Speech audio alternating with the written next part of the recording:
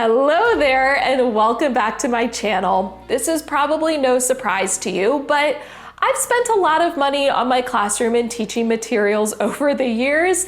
We don't need to assign a number to it for the sake of my bank account and the fact that I'm still living in denial. And obviously teachers should not have to spend money on their own classrooms, but that is an issue with the education system we can save for another day. This is more of a me issue because I did enjoy spending money on my classroom, and ultimately I just had no self-control when it came to shopping at Target or Michael's or Amazon. More money, more problems. But I previously made a 10 best classroom purchases of all time video, and a lot of you wanted to know the worst. I put the video off, but here we are. I'm gonna share the 10 worst purchases I made for my classroom so that hopefully you can avoid making the same mistakes that I did. Look, I think it's safe to say we've all made some bad purchases in our lifetime.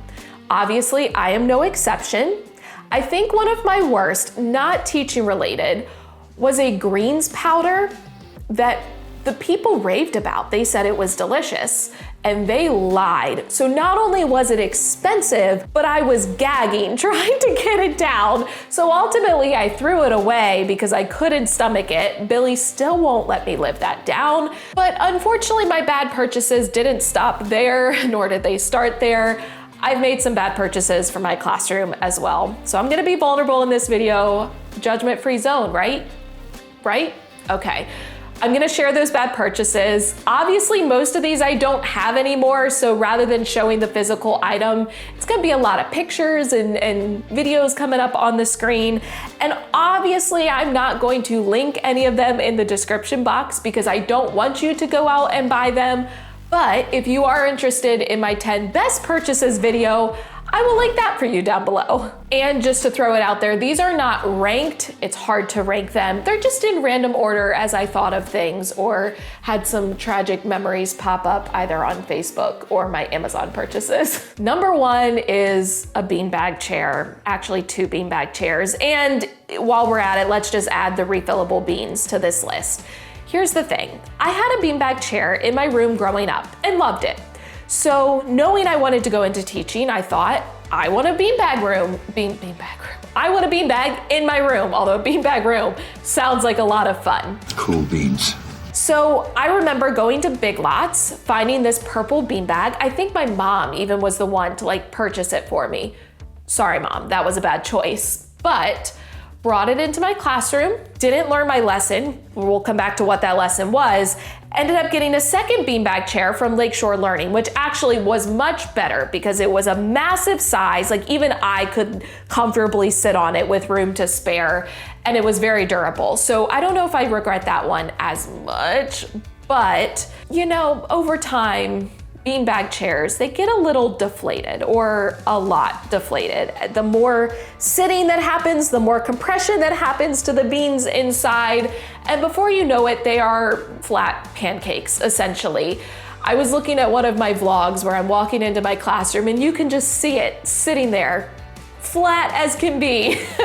And so to remedy this, at one point I decided I'm gonna buy refillable beans because along with the beans getting just sunk in there, I need to sink more money into the beanbag chair as well. So I got this big bag of refillable beans on Amazon, and bless my custodian's heart, because I remember I brought it in one day, but I didn't have time to fill it up. That was gonna be a task for another day. I left the beans there, and my custodian took it upon himself to refill the beanbag with the beans, which was super, super sweet.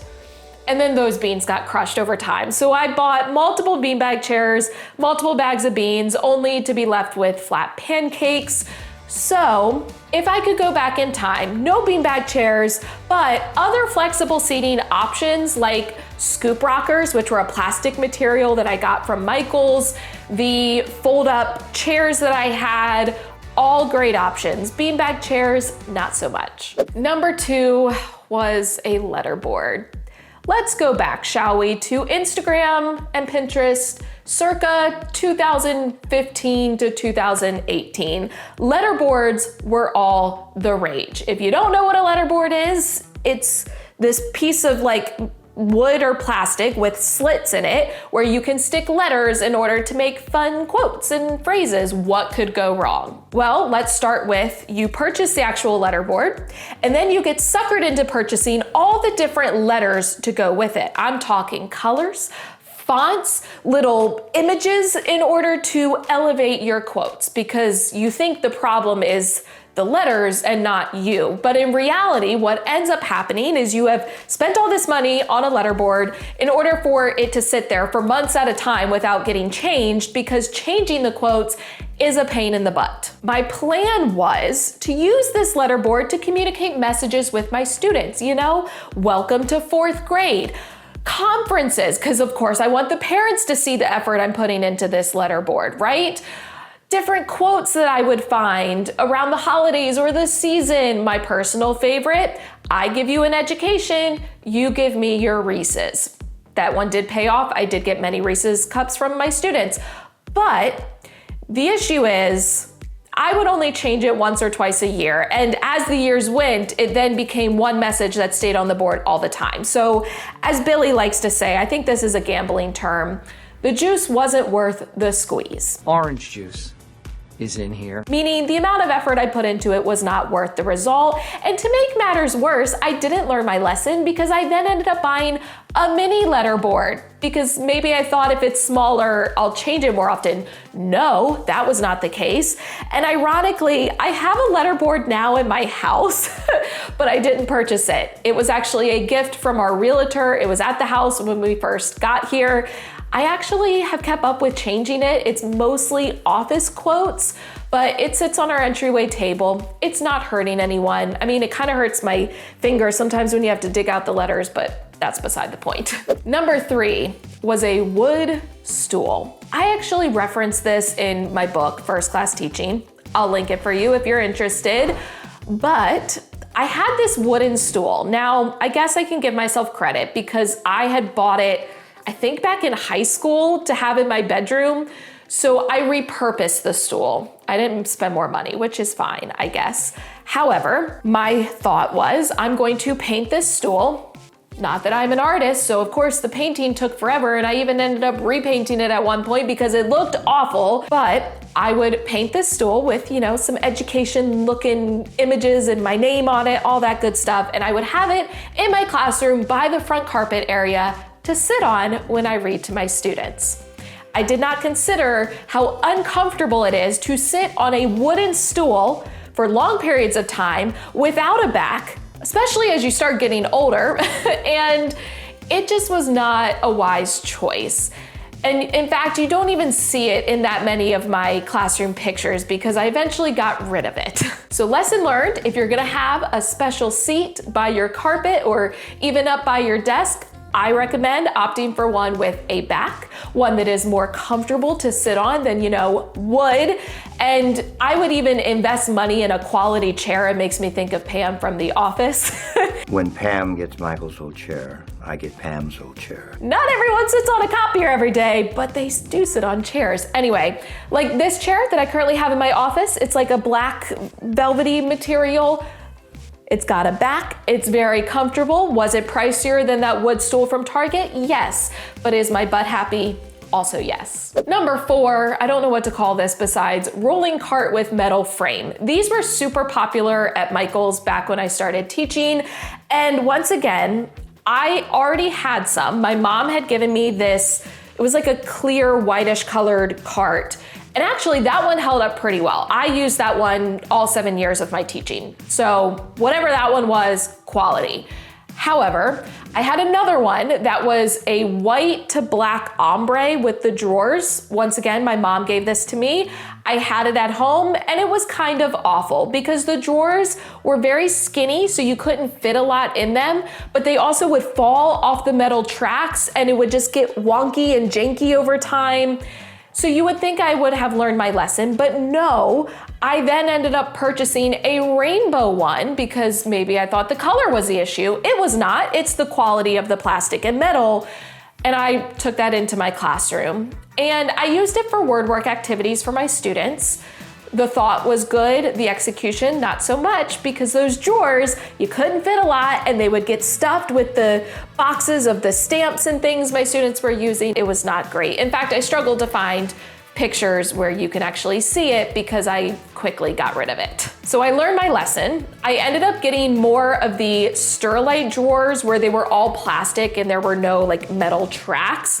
And those were much, much better. I also upgraded to a set of rainbow drawers from Michaels that were much, much pricier. So it was an investment, although I got them on sale, but those held up fantastic. The drawers are larger, so I could fit a lot more in them. They stayed in place on the tracks, and I still have them right now in my office to organize materials. So those were a good purchase. And they were pricier, so I think my lesson learned was don't always go for the cheap route. Sometimes it's worth paying a little bit more for them to actually hold up over time. Number 5 were my read letters. You're gonna hear Target mentioned throughout this video many times. Here's the thing. After my first year of teaching, I moved into an apartment complex that ironically was located across the street from Target, within walking distance. So I frequented there. Did the workers all know me by name? Yes. Did my bank account suffer as a result?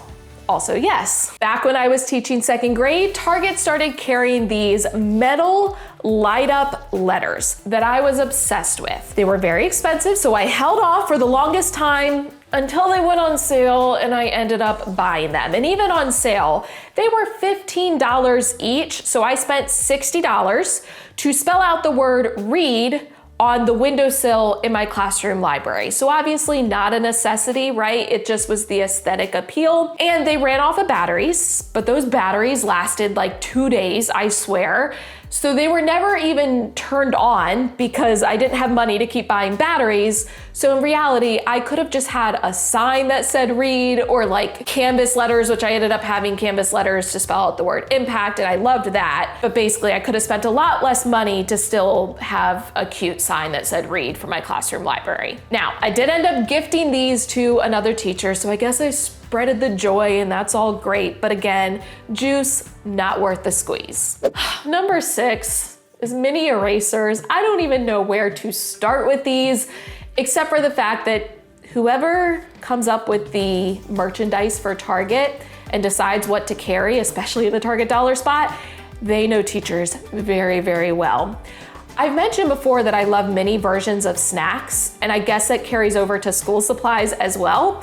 Target would carry these bags of, I think they were 50 little mini erasers that were themed around like the month or the season, and I would buy all of them. I kid you not, I had thousands of these mini erasers, and I bought them for no real purpose. I bought them because I thought I would find a way to use them, and sometimes I worked them into math activities as manipulatives, but it wasn't very often, at least not often enough to justify the number of erasers I had. And to make matters worse, of course, I needed to organize them all. So I ended up buying this like bead case from Michaels, but I didn't think things through, and the dividers on the inside had these little like half moon-shaped areas that didn't go all the way up to the top. So when I would store them and turn the container on the side to put in a cabinet, the erasers would slip through those holes and get all disorganized. So I then spent an afternoon taking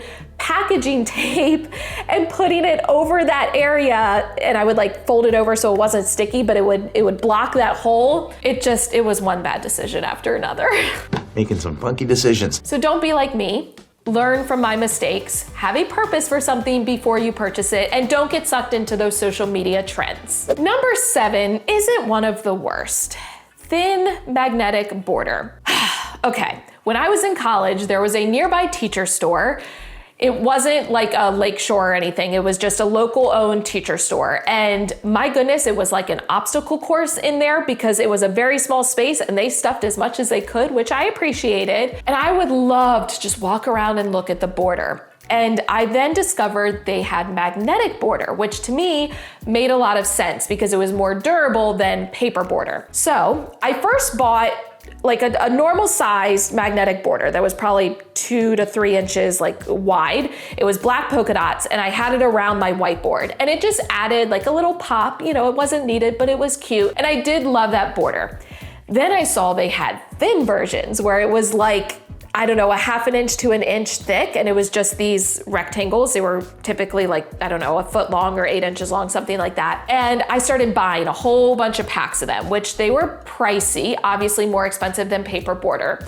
And once again, I bought the thin border, not really knowing what I would use it for. So I get back to my classroom, I'm like, where can I put this? So I decide to put it around my filing cabinet because I had a filing cabinet that was very ugly and I wanted to make it look cute. And the strips perfectly fit in like the borders. Great. All was well until it would constantly get moved around because it was in my library area. So my students would bump into it when they were reading and it would then interfere with the drawers when I would try to open them. So in reality, it caused way more harm than it did good. And from there, I then adapted the border to be used on my whiteboard to make like squares to be able to write in and just a way to organize the board. That was okay, but once again, they would like shift over time and I'd have to fix them. It was convenient to take off in order to clean the whiteboard, but let's be honest, I wasn't cleaning the whiteboard very often. Like I didn't have time for that. So in hindsight, I should have just used some colored like washi tape because it would easily come off of the whiteboard. I could use it to separate things, add a little bit of color, but not have it move around. Number 8 was an acrylic straw dispenser. And I am very embarrassed to announce that I even included this in one of my classroom favorites videos at one point. Look, hindsight is 2020, okay? At the time, I loved it, but in hindsight, it just wasn't worth the price, right? I spent a lot of money on it. So let me backtrack. This was an acrylic container meant to hold straws, like at restaurants and things. And you would turn the little knob and it would drop down a straw. But teachers on social media found that it also would work for pencils. So the idea was you would fill this container with pencils and then you could turn the little thing and it would drop down a pencil. Adorable. However, once again, it just wasn't worth the price. I want to say I spent $30 on it and I was always paranoid about it getting dropped or like falling off of my desk because it would instantly shatter, almost guaranteed. And it was kind of a pain to fill up with pencils, whereas if I put the pencils in just an open container or like a drawer, that was much easier. Oh, no. That's my pencil cup. I don't think so. I just bought it. So again, not the worst purchase. It was cute. It just wasn't necessary. Which brings us on to number 9. It was this like acrylic ballot box, ticket box thing. I got it because I started doing raffles with my students. We did as like a 4th grade team. So we would give them tickets and it would be things for like picking your upcoming field trip group, or we did a pie day one. So they would earn these pie tickets and they could then put it into the different teachers' bins. And we would each pick out one on March 14th, which is, you know, pie day because 3/14, and they would get to pie that teacher. And it was always a lot of fun. Like I did love doing that. We also did one for like pizza parties, things like that. And so of course, when we started this raffle system, I wanted a place for my students to submit their tickets, and I had to buy a box for it because that's who I was. And again, it just wasn't necessary.